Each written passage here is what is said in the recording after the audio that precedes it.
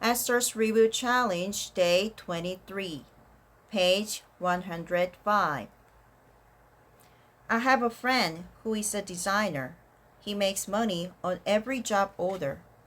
But there are times when he doesn't have any work and therefore doesn't make any money. Job orders can stop once every while, but humans cannot live without a steady and stable supply of food. His problem is that when he gets paid and has money, he goes out to meet friends and buys them drinks, buys whatever he wants, and keeps spending money until it runs out. He remains broke until the next job order comes in, and this routine keeps repeating. Living this way, it's obvious that he has no future. He had a talk, and he confided.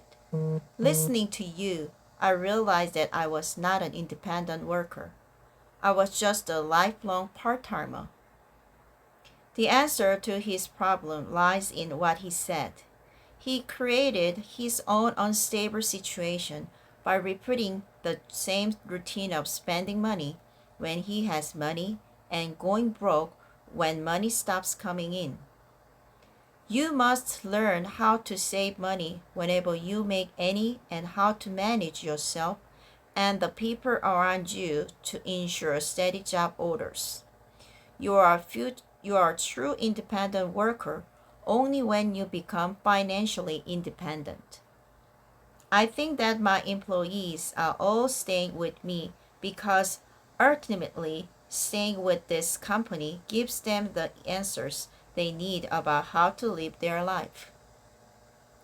They can learn and gain experience for a while, make money, prefer to start their own business, or remain in the company to grow it together and share the fruit. I believe that the answers that they find will take them to the next step, where tomorrow is better than today. For that reason, my company gives diplomas to employees when they leave the company. This is meant to tell them that leaving the company is equivalent to graduating and moving to the next step. The diplomas signifies our sincere cheering for them to have a wonderful new start in whatever their next step takes them to.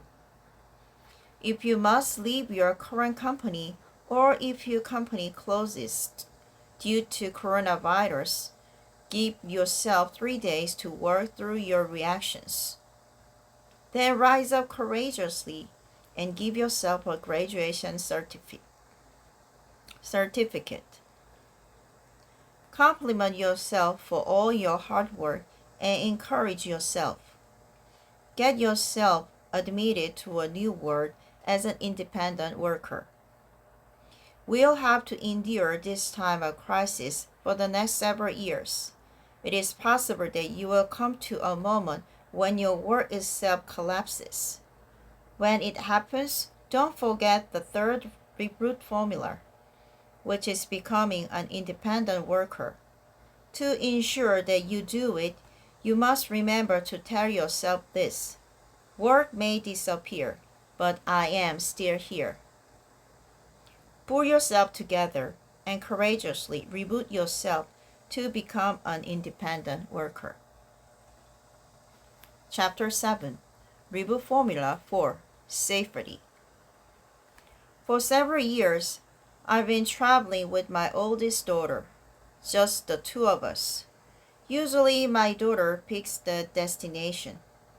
This mother-daughter traveling started when my daughter started making money.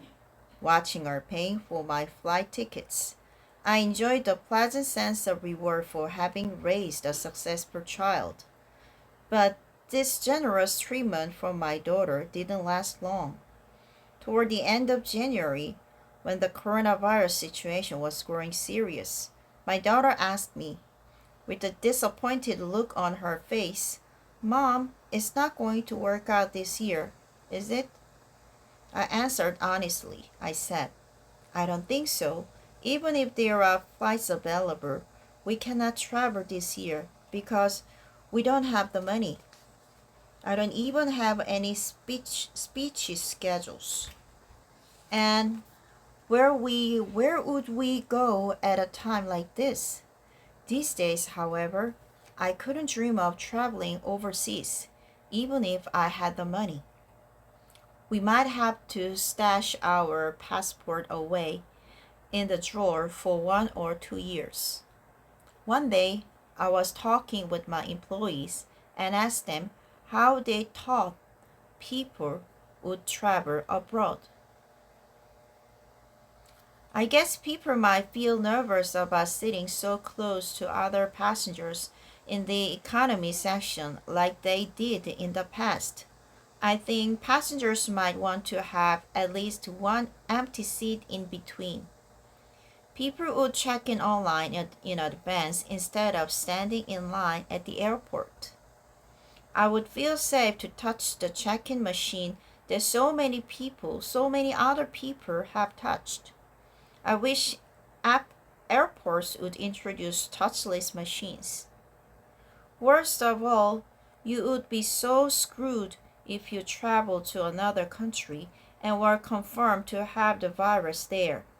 I think I would not travel unless the travel agency guarantees that they'll connect me to a local hospital when I'm suspected to have the coronavirus. Well, don't you think all travelers should buy coronavirus insurance before going on trip? Thank you.